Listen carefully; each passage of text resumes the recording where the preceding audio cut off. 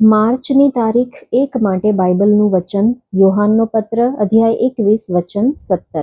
શું તું મારા પર હેત રાખે છે?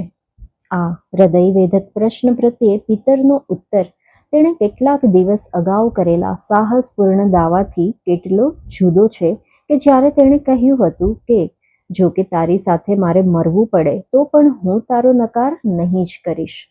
આપણું કુદરતી વ્યક્તિત્વ હિંમતથી પોતાની લાગણીઓના દાવા અને તેની જાહેરાત કરે છે, પરંતુ આપણી અંદરના વ્યક્તિત્વમાં સાચા પ્રેમની માહિતી ફક્ત ઈસુના આ પ્રશ્નથી ઠેસ પહોંચવાનો જે અનુભવ છે તેનાથી જ મેળવી શકાય છે. પિતર ઈસુને એવો જ પ્રેમ કરતો હતો જેવો કોઈ પણ વ્યક્તિ કુદરતી રીતે એક સારા માણસને પ્રેમ કરે. છતાં પણ આ ફક્ત લાગણીશીલ પ્રેમ કે ભાવનાત્મક પ્રેમ છે. આ આપણા સ્વભાવના ઊંડાણને સ્પર્શી શકે છે, પરંતુ બધું વિંધીને એક વ્યક્તિના આત્મા સુધી કદી એ નથી પહોંચી શકતો. સાચો પ્રેમ ક્યારેય ફક્ત દાવા નથી કરતો. ઈસુએ કહ્યું, માણસોની આગળ જે કોઈ મને કબૂલ કરશે તેને દેવના દૂતોની આગળ માણસનો દીકરો કબૂલ કરશે. અર્થાત ફક્ત શબ્દોમાં નહીં, પણ જે કંઈ તે કરે છે તે બધામાં તેનો પ્રેમ કબૂલ કરશે. જો આપણે આપણી સાથે સંબંધિત દરેક ઠગાઈનો સામનો કરવાથી જે ઠેસ લાગે છે તેનો અનુભવ નથી કરી રહ્યા, તો એનો અર્થ એ થાય કે આપણે પોતાના જીવનમાં ઈશ્વરના વચનના કાર્યમાં અવરોધ નાખ્યો છે.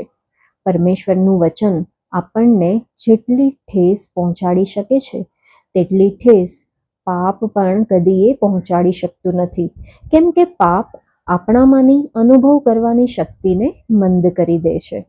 પરંતુ પ્રભુનો આ પ્રશ્ન આપણી સંવેદનશીલતાને એટલી હદે વધારે છે કે ઈસુ દ્વારા પહોંચાડવામાં આવેલ ઠેસ કે ઘાની પીડા જે દરેક દર્દથી એટલી વધારે હોય છે કે જેની કલ્પના પણ ન કરી શકાય, પરંતુ આપણે તે અનુભવી શકીએ છીએ. આ ફક્ત શારીરિક સ્તર પર ઠેસ પહોંચાડે છે એટલું જ નહીં, પરંતુ આત્મિક સ્તર પર પણ ઘા પહોંચાડે છે. કેમ કે પરમેશ્વરનો શબ્દ જીવંત, સમર્થ છે. તે જીવ તથા આત્માને વિંધનારો છે, એટલી હદ સુધી કે કોઈ ઠગાઈ બાકી રહી ન જાય.